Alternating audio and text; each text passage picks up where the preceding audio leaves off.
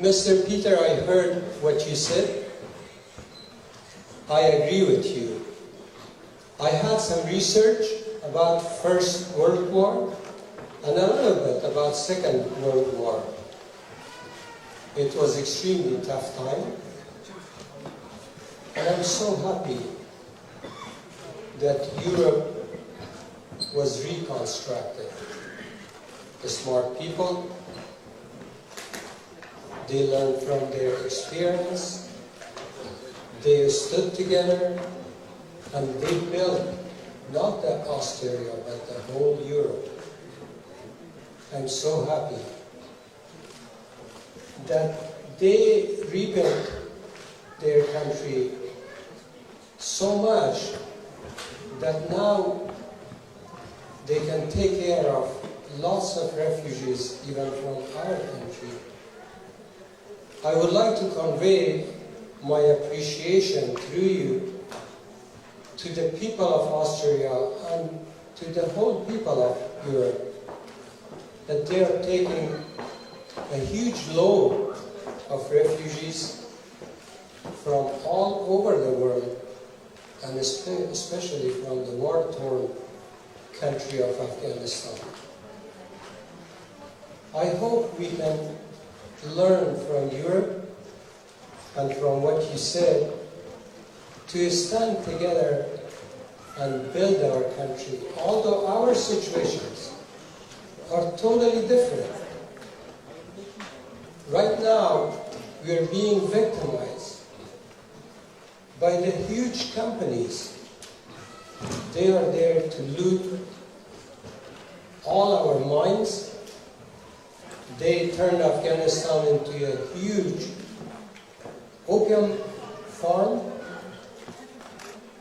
And in order to give a reason to their people that why the war is there, they blame all kinds of things, and especially Islam and extremism, which most of them are new in Afghanistan. We never were like this. Hopefully the people of Europe understand our pain and suffering, and hopefully they force their countries to force all those huge companies to allow to live in our countries, and not to bring hundreds of thousands of loads of refugees still to Europe. The reason why we are coming in here is not that we don't want to live in our country. We have a beautiful country, poor but happy. But it is burning. We cannot live there. So thank you for coming in here. Miss Peter, this loving lady is your wife or co-worker, or thank you for coming in here. ما سپاس میکنم اتحاد از بانوهایی را که اینجا آمدن با کالاهای زیبایشان، اما ما نمیبینیمشان دیگه با اون کالاها چی شده هست؟ چقدر زود یا کالاهایشان را تغییر دادن. ما میخواستم که خانم موسوی را که دیزاینر از این کالا بود سرما گل کردن. چرا؟ ما شما را سر اگر قدر جرأت داشتین سر آقای پیتر گل میکنه. خانم موسوی هست؟ میتونین بیاین خانم موسوی؟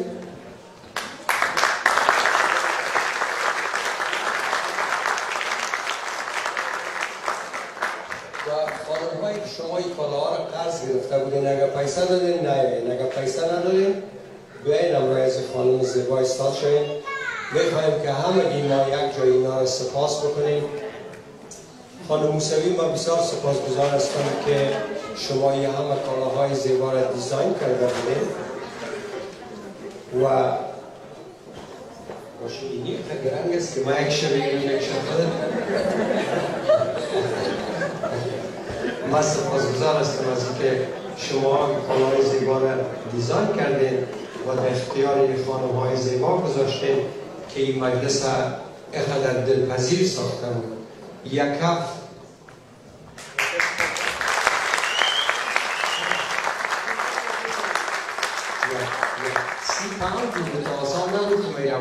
سلامت باشید، زنده باشید. من خیلی خوشحالم که با شما اومدم سر استیج. تشکر میکنم که مرا دعوت کردید. خیلی خوشحالم. نمیدونم تا اول روی استیج اومدم. اصلا ما بسیار خوشحال هستم. منم همینطور. از همه که شما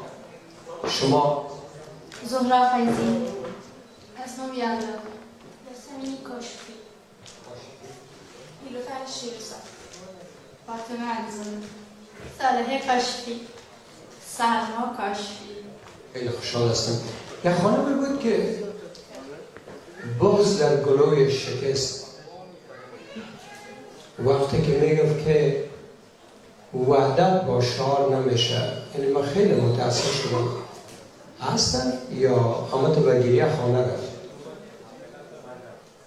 یعنی با شما قدر یک عالم درد داریم در گلوی ما که تا گپ میزنیم بغض میکنه و عشق میده و که باش که ما بلد بگویم. من از هر یک شما بسیار سپاس میکنم. تشکر از اینکه شما آمدین، زحمت کشیدین. و اگر که شما گفتین چی بود؟ زمان عضو جامعه هستم، آنها را نادیده نگیرم، یعنی ماها را. واقعی است. بدون زن آسمان ستاره نمی داشت. باید که کلگی ما در مملکت خود احترام یاد بگیریم و سپاس یاد بگیریم یکدیگر خود بدون در نظر داشت قوم و منطقه و لسان و مذهب و حساب جنس یا جندر انگلیسی میگن. خانم شما موسوی، خانم موسوی کدام گفتن دارین برای دوستای ما؟ نه، فقط تشکر میکنم. خیلی خوشحالم. دیگه چیزی دیگه نمیتونم بگم. دفعه اول روی استیج اومدم، منو ببخشید به بزرگی خود. خانم موسوی من در اتاق بالا گفت که من تمام برنامه‌های کردیم. من 700 برنامه دارم. اگر برای هر برنامه $5 بده، 3500 دلار میشه. شما خود ندیدید. نه همشون دیگه. از همه حالا دیگه نمیگم. بسیار تشکر از کل شما. بسیار خوشحال هستم. Thank you. بسیار تشکر.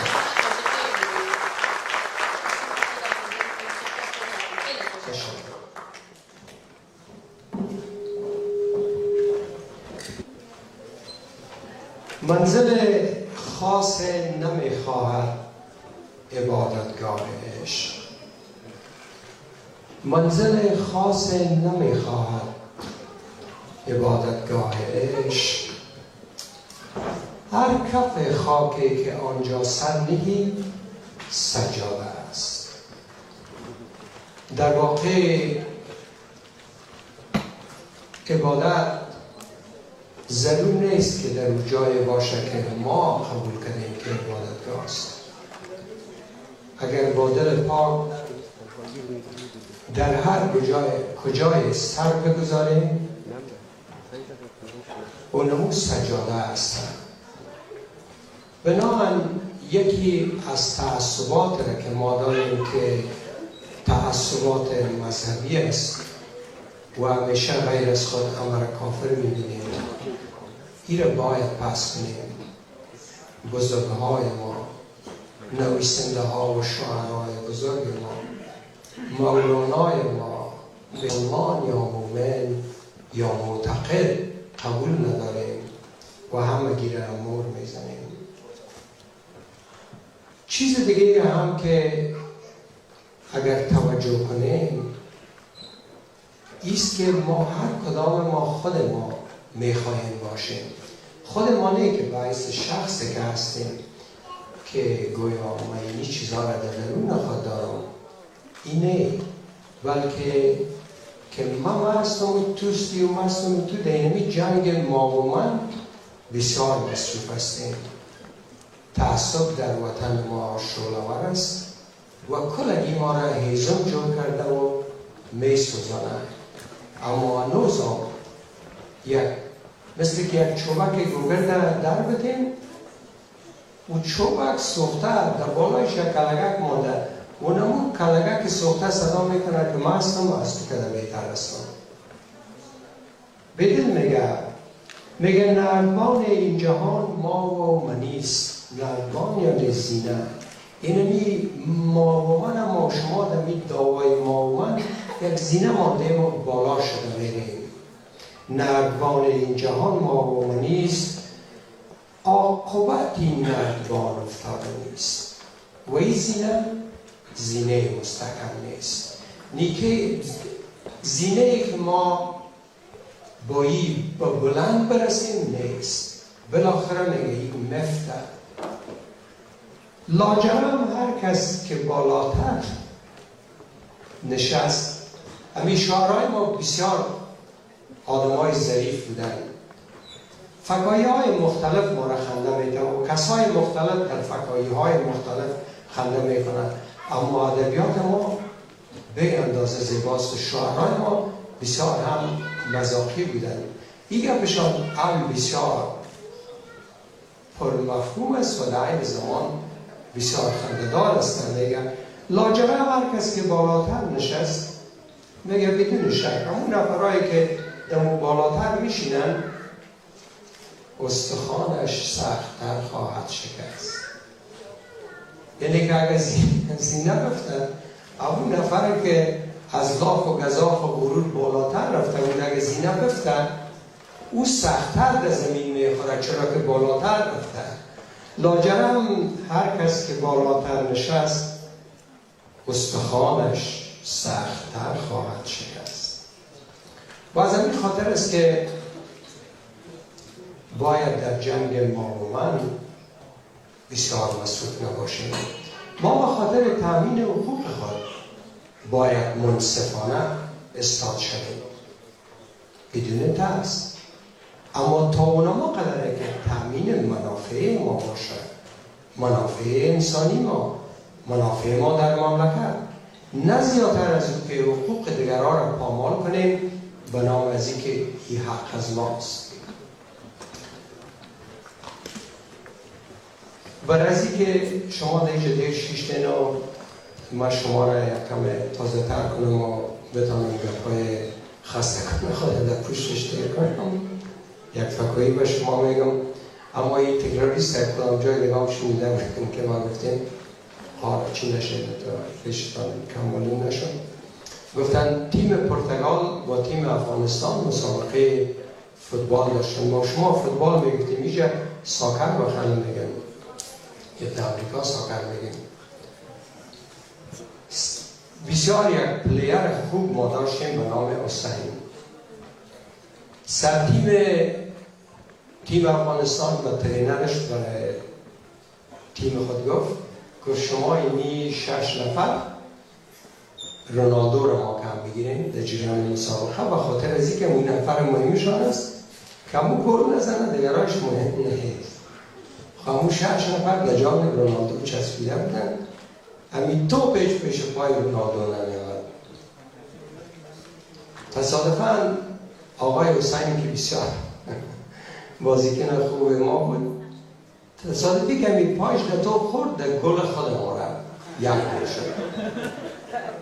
باز یک چند خبات که همه یک تو به دفاع میکردیس و میدویدیس باز پایش خورد کرد گل دیگه شد. باز چند خبات که همه دفاع میکرد چیز پایش خورد 3 گل. آقای حسین در گل خود ما زد. باز ترینر رفری را گفتش فلاق کنن نفرها را پس خواست گفت بچه ها همون 6 نفر تا آل رونالدو را گرفته بودین آل حسین را بگیرن آل حسین بلای نام خود ما شدیم. ما از سال هاست که در گل خود شروع کنه رایستیم. وطن خود راستی خراب کردیم. هنوز هم مثل اون چوبک گوگرده که سوخته یا کلگک سوخته در بالایش است. هنوز هم یکی دیگه خود ملامت میکنیم و کوشش میکنیم که خود پای پاک بکشیم. یکان دفعه مردم مرا گپایی میزنن که درست نیست. باز ما برایشان میگم که در شهر شما خانه آینه خراب است. یعنی که شما آینه ندارین که پیش رویش استادشین رو ببینید. ما واقعا همگی ما با آینه ضرورت داریم که ببینیم که ما چی رقم فکر میکنیم و اون رو مقایسه کنیم با مردم دیگر و منصفانه قضاوت کنیم و تصمیم بگیریم که اگر اینی کار کنیم در وطن ما مشکل ما حل میشه. پیشتر آقای پیتر برای ما شما یک نصیحت کرد، اما ما شما به نصیحت باور نداریم. ما فکر نکنیم که نصیحت کس دیگر جدی بگیرم. اما شما سعی کنید بزرگترین تفاوتی که Peter, I knew already 2 words, so if you hear your name, Mr. Peter, I knew only 2 words, so I'm sorry I cannot speak in Deutsch, but there is something in reference to what you said. در افغانستان بزرگترین چیزی را که ما از دست دادیم امید ماست. بزرگتر از این چیز نیست که از ما گرفته بتانند. جنگ اول و دوم جهانی مملکت 100 بار از افغانستان خرابتر شده بود. ما بیاز و خراب بودیم، اما اینجا بسیار خوب بود و بسیار خراب شده بود. این مردم در فکر گریز از وطن خود نشدند. این مردم امید داشتند که میسازند، هوشیاری داشتند و اتحاد و همدردی با هم همه خصوصیات شرح شد و اینا وطن خود دوباره ساختن. ما هم آهنگ میگیم که ای وطن و چون با تفنگ بگیم با قلم میسازم. همیان با قلم دمی 18 سال وطن خود بدتر از تفنگ ویران کردیم. یعنی ما هر چیزی را برای ویرانی وطن خود استفاده کردیم، برای فریب مردم خود، برای از اینکه نوکر شدن خود قهرمانی برای مردم قلمداد کنیم. در افغانستان مردم در سال 2015 315,000 افغان که اتحاد شاید تالار باشه که شما احتمالاً یکی از اونها هستین، از افغانستان میگریزند. اکثر از یا جوانای تحصیل کرده که محصول 10 سال اول سال 2001 تا 2000 مثلا 14-15 بودن یا 15 سال اول بودن که اینا مکتب رفتن، دانشگاه رفتن و فارغ شدن. یعنی آل اینا میتونستن این ویرانی ها را ترمیم کنن، این وطن بسازن. اما شرایط آنقدر بد شد به نام صلح که اینا از وطن گریختن، پای پیاده تا اروپا رسیدن و تعداد هنگفتشان هم در راه جان داد. ولی اینا تنها جوان ها آقایان نبود، خانم هایی بود که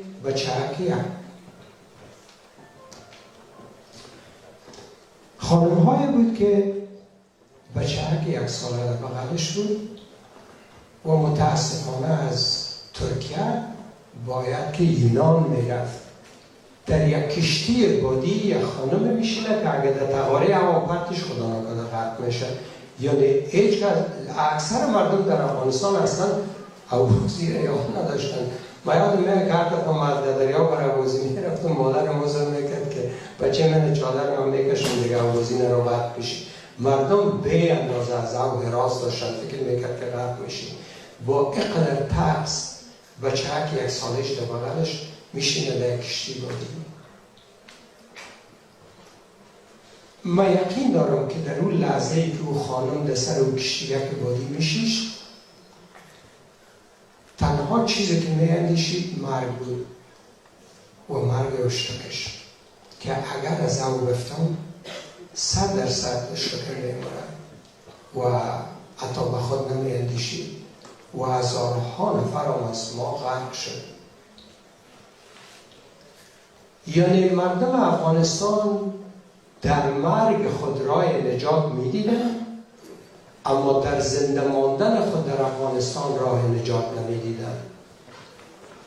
یعنی این یک حالت هست که اگر شما در این دقت کنید بسیار یک حالت ناگواره که انسان‌ها برای نجات خود و مرگ رجوع کنند از عوض ماندن در وطن خود، داشتن امید برای ساختن وطن خود و خاموش کردن آتش.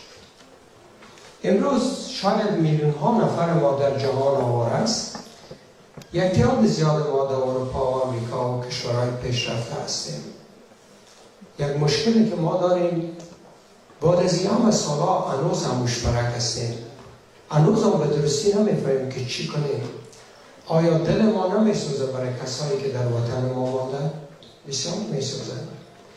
اما چی کردیم؟ یک چیزی که واقعا باعث نجات وطن ما شده باشه نکردیم. والا ما 100 روپیه رایی کردم در اینجا، والا ما این نیره رایی کردم که خیرات کو، والا یک بچگه که ما اسپانسر شدیم، یک مکتب ما جور کردیم، پیسه گرفتیم. حالا اگر برین اون مکتب یا قرارگاه طالباست یا سوخته. این بچه ها که شما اسپانسر شدین چون امنیت نیست درای مکتب هر روز که میرن، چانس است که در یک حمله انتحاری دیگر برای شما خط بیاید که بچه ها که شما اسپانسر کرده بودین کشته شد. تا که در یک مملکت مسئولیت نباشد هیچ چیز دیگر به درد نمیخوره و برای بودن مسئولیت ما باید یک حکومت ایجاد بکنیم. یک حکومت هیچ نمیتونه مصدر خدمت در وطن شد تا خدمتگزار همه مردم نباشه، تا حکومت نباشه که همه مردم به یک چشم ببینن، همگی مسئولیتش در مقابل قانون برابر باشه، مساوی باشه. حکومت‌های افغانستان حکومت‌های خائن‌ترین و پست‌ترین و نوکرترین، اینا از طرف شبکه‌های جاسوسی و کار گماشته میشه برای از اینکه منافع از اونا را که دزدی معادن ماست تامین بکنن. و سگ دارم، سگ شکاری. کسایی که شکاری سگ داره و میگه که سگ شکاری برای کس پرنده را که زدی میبره که نان میتش و همه ترامه است. یک دفعه سگ ما از یک جای دور یک پرنده را که زد ما بین مرغاوی 1.5 کیلومتر آوازی کرد رفت، واقعا نزدیکش استاده بود، مرغاوی نگرفت. خیال از اون نفر که برازو میده مرغاوی دلانش آوازی کرد آوردش برمان. اینا سگای شکاری شبکه‌های جاسوسی هستند.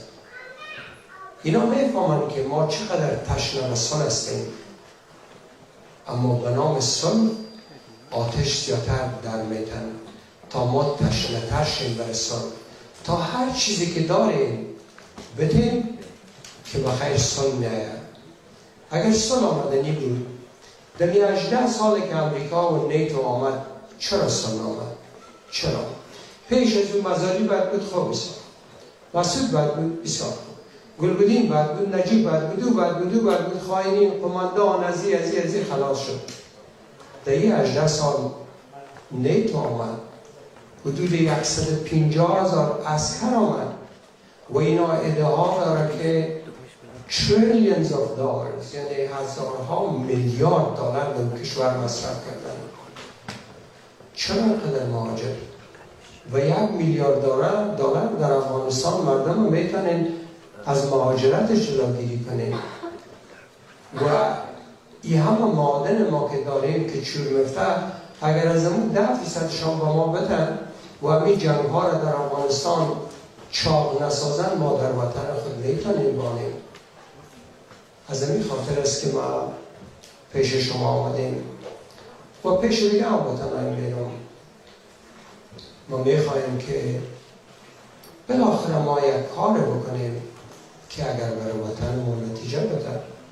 شما ببینید امیال چقدر بیچارگی در افغانستان است، چقدر نفر کشته میشه. امی حکومت افغانستان توطئه میکنه قتل و کشتار بزرگای مملکت ما را، سرکوب تظاهرات مدنی مردم افغانستان، از جمله تظاهرات جنبش رستاخیز، تظاهرات جنبش روشنایی و همونطور ده ها تظاهرات دیگر. اما در عوضش با طالب صلح میکنه، با گلبودین صلح میکنه. ما میخوایم با گلبودین طالب صلح کنیم، ما میخوایم جنگ باشه، اما اینی دوستان آمده در پالیت استاد شده که بیا صلح اون میگیری دور مندازی، اون عطا محمد نور آمده که صلح کنه او رو دور مندازی، اون جنرال رازق آمده که صلح کنه در قندهار امنیت آمده او رو ترور میکنی، همه تا هر کس دیگر. و ما در تمام جهان شما گاهی دیدیم که یک تظاهرات جهانی داشته باشیم، یک روز 10 نفر در پیش حداقل 100 دستگاه تلویزیون بریم استاد شیم، حداقل با یک ساین که ما را قتل عام نکنیم. میفهمیم که شما در افغانستان مسئول قتل عام ما هستید. چرا نمیتونیم؟ اگر ما استاد شد اینا استاد میشه که تو خواهی نستی، اگر اینا استاد شد ما خواهی اینمی رقم کلگی ما خلق میکنیم یکی دیگه خدا. از همین خاطر است که دواخل ما گفتم بیم که یک قطره پالوی هم استاد شد، یک قطره تو، یک قطره من. از همیشه تا افغانستان، ما در افغانستان هم باید به نام ازبک، هزاره و پشتون و تاجقای موقع نورستانی و غیره و غیره و ترکمن و بلوچ دیده نشه، بلکه باعث یک قطره در مملکت دیده شد مساوی به هر قطره دیگر. اما وقتی که یک جای میشیم از مجموعه ما یک دریای جور بکنیم، یعنی یک حکومت خوبه که وطن خود شاداب و سرسبز بسازیم، مردم خود در یک آرامش نگاه بداریم و یک سیستم به وجود بیاریم که حداقل دیگران مجبور به گریز نباشد. ما یک تعداد جای رفتم، یک تعداد جای دیگر میرم. خوشحال هستم که شما با ما ثبت نام کنیم در سازمان آب. سازمان آب یک عضو سیاسی نیست که فکر نکنیم که گویا ما با یک رنگ دیگر یک عضو دیگر جور میکنیم، خود در رأس قرار میدیم، از شبکه‌های جاسوسی پول میخوایم که گویا ما مالک یاما مردم هستیم. برای شما وعده میکنم که دست خود میشکنم که یک قرار بگیرم. هیچ وقتی یکی شما را برای نمایش استفاده نمیکنم که گویا اینا نفرای ما هستند. و هیچ وجه این نیرنگ‌ها در افغانستان زیاد بودن، اینا راه حل نیست. میخوایم که شما با هر عقیده که هستین دور یک هدف جمع شد. یکی عقیده مذهبی داره، استد مذهبی داره، فارس زبان، پشتو زبان، از هر کسی که هستیم ما دور عقاید و قوم و نژاد انسان جمع نمیشیم. ما دور یک عقیده جمع میشیم، یک هدف جمع میشیم. فکر کنیم که در کابل که بودیم از راه میرفتیم، اگر خانه در میگرفت مردم بگه نمیکرد که خانه کیست، دویده میدن که از کجا یک ذره میگیریم پرتیم که آتش خاموشه. افغانستان در آتش میسوزد. حق داریم، وظیفه داریم، مسئولیت داریم که برای خاموش ساختنش آب پرتیم و مسئولیت داریم و وظیفه داریم که یه حق به همه مردم بدیم و هر زمانی که آتش فروکش میکنه چون خانه همگی ماست، همه مردم بتانند در مزایای زو امسان زندگی بکنند. اینمی یگانه راه هستند. اکرام دوستای ما اینجا شن است که برای ما همکاری میکنند. در اینجا یا از طریق تلفن نام و نمره شما را میگیرن. ما میخواییم که اگر قد ایجا باشه اینا را ولی خود کنن، یکی دیگه مثلا در هامبورگ، یکی دیگه در فرانسه، یکی ایجا که تا که بتانیم در سطح جهانی اگر در یک روز لازم میبینیم یک تظاهرات کنیم. همین شبکه‌های جاسوسی میبینم ما شما را، اگر ببینن که ما شما هوشیارانه در کنار هم استاد هستیم، باور کنیم که شرایط تغییر میکنن. همون گپ بیدل است که تو پر گشاییم و از 6 جهت قفس چاک است. تشکر میکنم.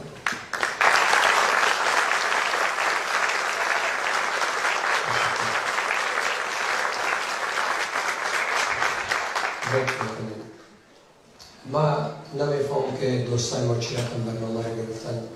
اما اول اجازه بدید که سپاس کنم دوستان ما را در انجمن فرهنگی و ورزشی کاتب و در رأس آقای نظری را. آقای نظری عزیز میتونید استفاده کنید. زیاد تشکر میکنم.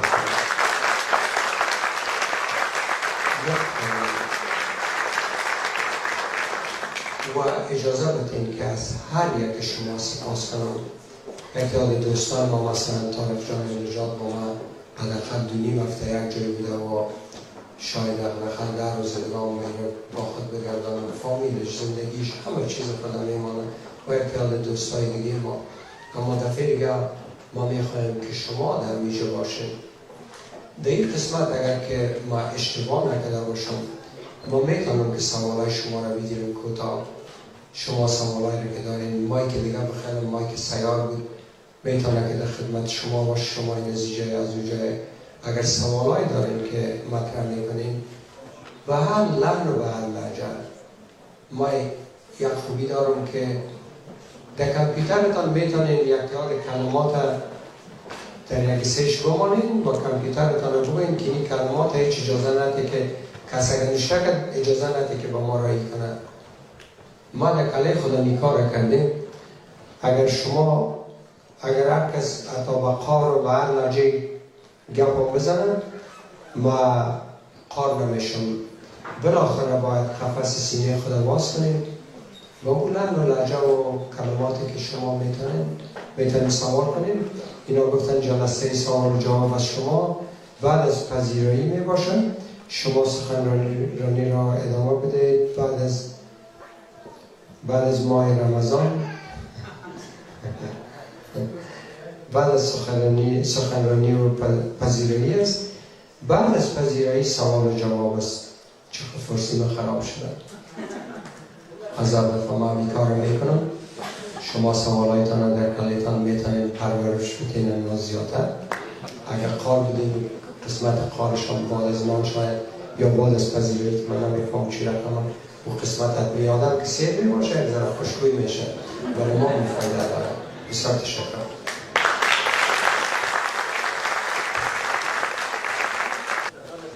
سوال من از آقای عیار سید است که چرا نام سازمانتان آب مانده و اینکه در سازمان آب مثل دیگر احزاب باره شما میگردید پشتی که نجیب چی کرد، نمیفهم گاوخانش چی کرد، نمیفهم مسعود چی کرد، ربانی چی کرد، سیاف چی کرد، یا میگید یک صفحه نوی را میخواید باز کنید. این یک هدفتان اگه برای ما بگید خوشحال میشم. تشکر. آقای مسعود رحیمی بسیار زیاد تشکر. ما در پیش چشم خود صفحات خونین تاریخ مملکت خودم دیدیم، نه تنها دیدیم که بلکه با خون قلب خود آشنا کردیم. نمیتونیم که یک سره فراموش کنیم. اینجا بسیار درس است که باید ازش بگیریم یا سبق بخوانیم که چرا ایتا شدیم. بنابراین گاهگاه ما در قسمت کسانی که در اینجا حساب داشتن گپ زنیم و در آینده هم گپ میزنم. اما یک تفاوت اینجا وجود داره. اویی که ما این نتیجه نمیگیریم که اینا که کشتن، جنگ کردن، زدن، غیره از هم کجا رفت ها.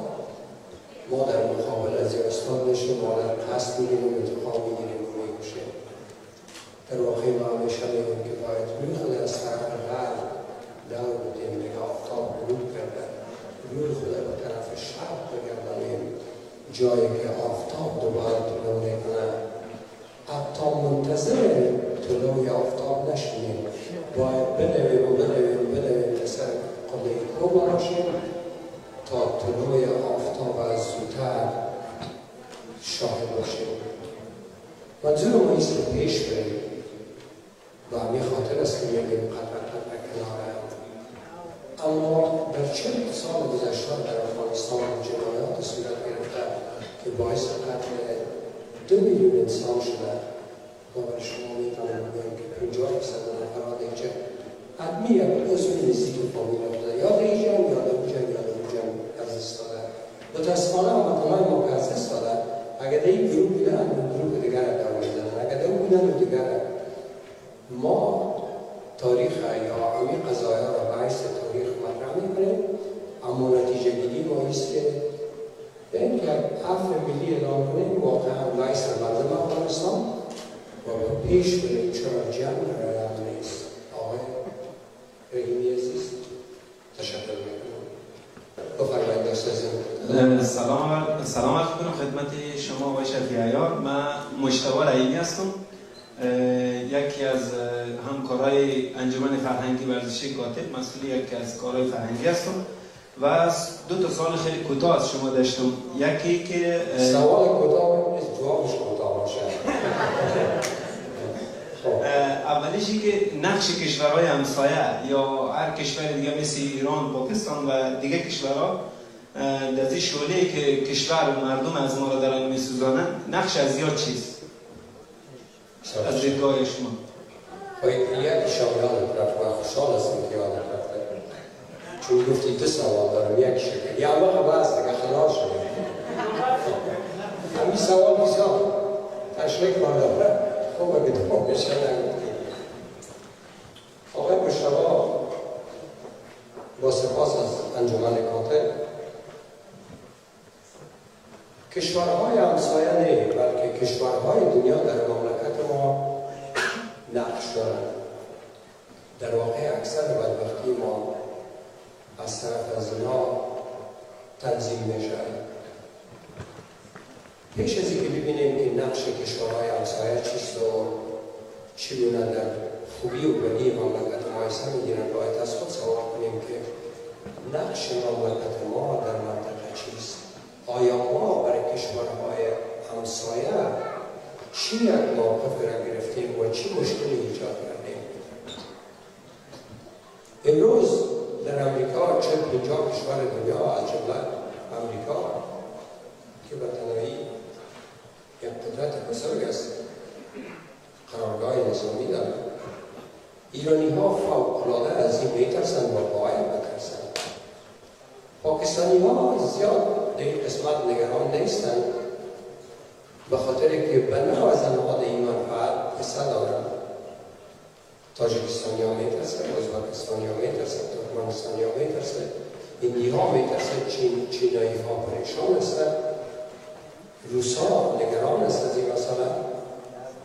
یعنی ما کلگی را در خطر انداختیم. در واقع شاید ما یک قسمت از این تقصیر را به دوش بکشیم، یک قسمت دیگهش تمامش دسته و توطئه بوده که ما را در این حالت قرار دادن، حکومت دست نشانده جور کردن، قرارداد امنیتی جور کردن، در مملکت ما آمدن که گویا ما از طالب و از بنبودین و از اسامه و غیره و غیره انتقام میگیریم. اونا همه زنده است، اونا در قرارگاه هاست. در واقع کسایی که ازشان انتقام گرفته شد ما هستیم به حیث مردم افغانستان. کشورهای همسایه به دلایل مختلف در قضیه افغانستان دست دارند. اولین چیز بر اکثر از این کشورهایی است که در خطر هستند، چطور خود دفاع کنند در مقابل خطری که از افغانستان تهدیدشان می‌کند. آن کم کم از حالت دفاعی برآمده، یک یادشان فکر میکنن یک یادشان فکر میکنن که چطور ما در افغانستان منفعت در آینده داشته باشیم، چرا افغانستان ضعیف شده، منابع سرشار دارن، بیلیون ها دلار و یا فکر میکنن که یک منبع سرشار پول میتونه که ما باشه. در این قسمت پاکستان از همه فعالتر است و پاکستان در واقع برای از اینکه منفعتش تامین شه آتش جنگ شعله‌آور رسونده که در واقع برای کشورهای دیگر در این قسمت کمک میکنه. از جمله شما پروژه 4 بهار اطلاعاتتان میفهمید که کشور تمویل کرده که یک قرارگاه داشته باشه، قرارگاه تجارتی یا یک بندرگاه در ایران داشته باشه. مال تجاری خود از طریق ایران از طریق شمال و غرب افغانستان داخل افغانستان کنه و با آسیای میانه و افغانستان به فروش برسه. در واقع اگر شما ببینید در 4 سال گذشته جنگی که تنها در جنوب شرق حال کاملا برده شده به سمت شمال و غرب افغانستان، پشتونهای کوچیده از سوی سرحد پاکستانی‌ها را به نام پشتون افغانستان آوردن و جابجا کرده میرن.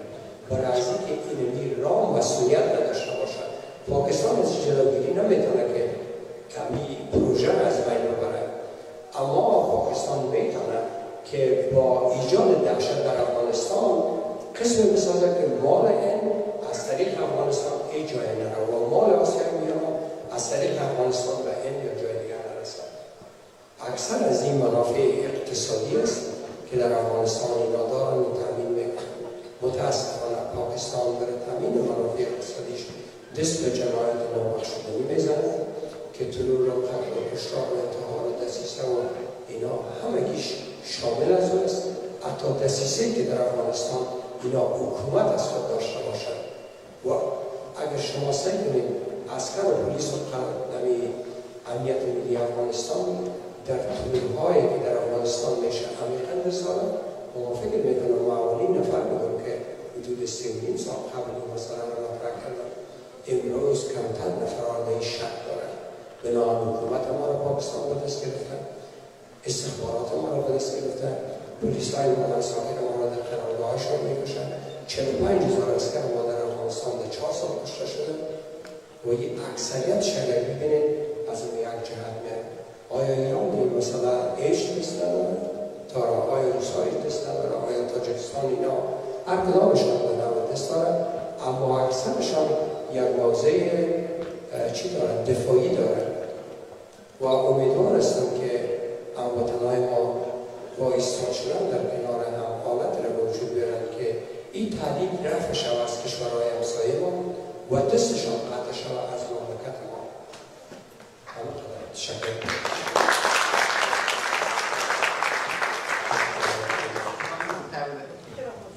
سلام، یلدا هستم.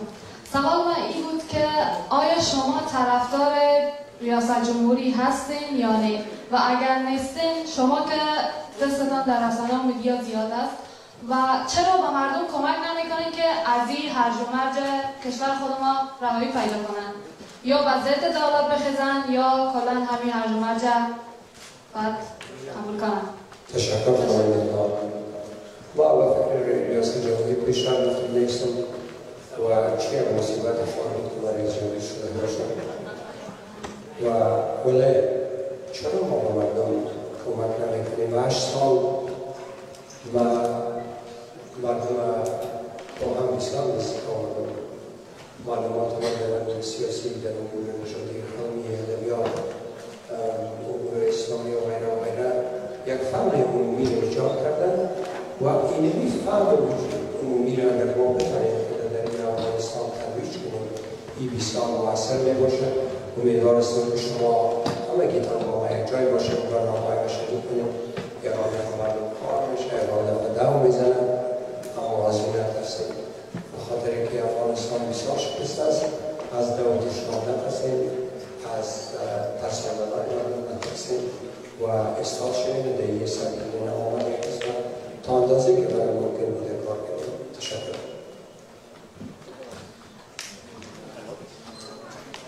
سلام، خسته نباشید.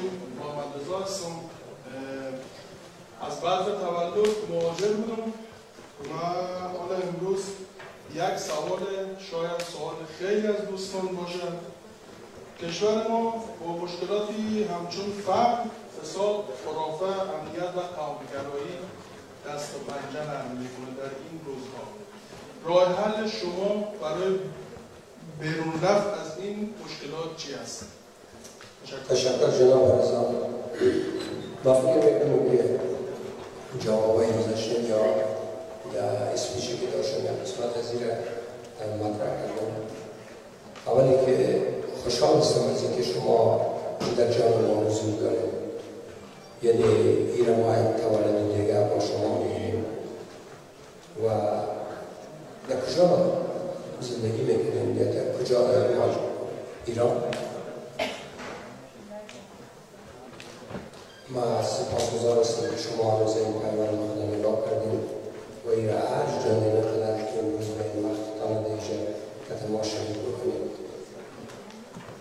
قوم‌گرایی را چطور می‌تونیم که از بین ببریم؟ در هیچ مملکت قوم‌گرایی و سادگی از بین نرفته. در افغانستان ما اگر بگوییم که ما این کار کنیم قوم‌گرایی خلاص میشه نمیشه. در واقع تا اندازه قوم خود دوست داشتن، زبان خود دوست داشتن، فرهنگ منطقی خود دوست داشتن یک چیز مثبت هستند اگر که مسئول کننده نشود. اگر اینمی منطقه پرستی خود آیسته آیسته گسترش بدیم و عیس مملکت پرستی و از او گسترش بدیم و عیس و انسان پرستی، اینمی راه رشد یک جامعه است. در یک جامعه تا زمانی که اقتصاد صنعتی نشد، این فرهنگ به وجود نمیاد که همگی قومگرا نباشد. اگر شما در اتریش ببینید یک فابریکه در یک جای در جای مردم میتونه که از این نقطه اتریش در اون 100 کیلومتر دورتر برای کار کنه و دیگهش از اونجا میره دیگه کار میکنه دیگهش در اونجا چی میشه؟ مردم ها با هم متقام میشن. وقتی که متقام شدن فرهنگ منطقه‌ایشان و علاقه با منطقه‌ایشان آیسته آیسته آب میشه. مثلا اگر ما یک فابریکه در بامیان داشته باشیم که ما از پروان بریم اینجا کار کنیم و دیگه از خندان و دیگه از مثلا چرچران، یکی دیگر در ایران باشه که مردم از خندان از مزار از جا کار کنن، آیسته آیسته از اون منطقه کنده میشیم. از اون منطقه کنده شدیم، عشق با منطقه از پیش ما میره. عشق و لسانی که داشتیم و عشق و نامی که در منطقه میخوردیم هر چیزش کم میشه، عوضش بعضی چیزها را از این منطقه میگیریم. بنابراین رشد اقتصاد صنعتی مهمترین چیزه، اما ما با این مجبور نیستیم که خودم محدود بسازیم. باید که از نقطه نظر فرهنگی هم کار بکنیم. خوشبختانه شما ادبیات افغانستان اگر ببینید بنی آدم اعضای یکدیگر که در آفرینش یک جوهرند، چه عضو به در دارد روزگار دیگر موضوعها را نماند قرار. تو که از لحنت دیگران میغمی نشاید که نامت نهندادمی. یعنی اگر این فرهنگ رو بالا ببینیم و این شعارهای بزرگ تصور رو ببینیم، شما باور کنید که ما 1000 سال پیش، 500 سال پیش، 300 400 سال پیش بسیار انسانی‌تر می‌دیدیم و قضایا به خاطر که بزرگ‌های خود داشتیم. در این سال‌هایی که این اسلام آمده و رقمت جنگ نموخته، ما کمتر می‌تونیم که ایجا کار بکنیم.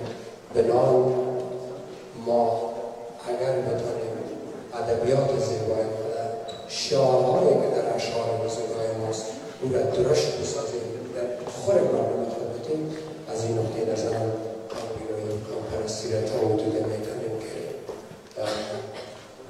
متکلونش را مختلف بسازیم.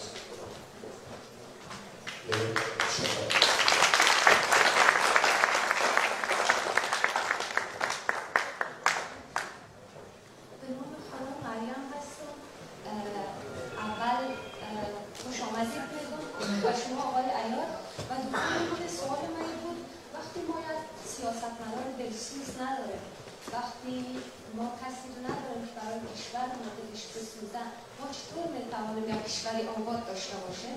و دومی که وقتی ما میدونیم که پاکستان و ایران جزو کشورهایی هستند که در کشور ما دخالت میکنن، پس چرا ما با اون کشورها ارتباط داریم؟ چرا افغانستان وقتی میدانند باز با اون کشورها ارتباط داریم؟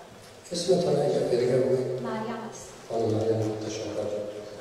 گفتیم چرا ما با این کشورها هنوز ارتباط داریم که در جنایتکار هستند.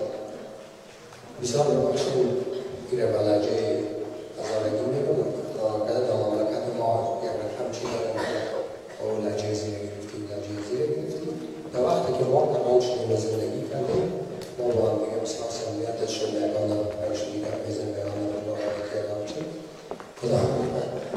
کدام نفر به دریا یک مشک رو بلدیم که سیل آمده شد خیز اندام که میگیره شد او رو بگیره او یک خرس بوده او به خودش آمده زنده بود یک خرس آمده دستان خود تیر کنه می نفر دم بغل خود میده که کتازی خود از زور رو کشد رفیقش که دوچه چی بوده منتظر بوده صدا کنم میرفت آلینا کن برای کن که نمیشه کش نکن میگم ما بایدم اگه این بیدم حالا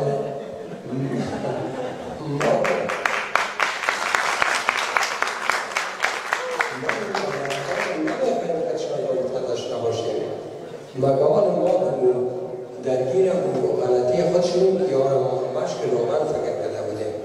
حالا یا ما را گرفته کش کرده میگه.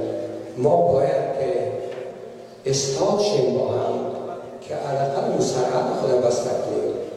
اینمی در قدرت ماست، در حیاتی قدرت ما نیستن. و اینکه اگر رهبرای دلسوز نداریم چطور میتونیم امیدوار باشیم؟ رهبرای دلسوز مردم همیشه تولد میکنن. یک نقش بزرگ زن تولد کردن رهبرای آینده مملکت است. در مادرهایی که هست و در این شرایطی که هست بدونشان رهبرای تولد میشمارش میکنن. البته تا اون وقت مرا قرض میگیریم.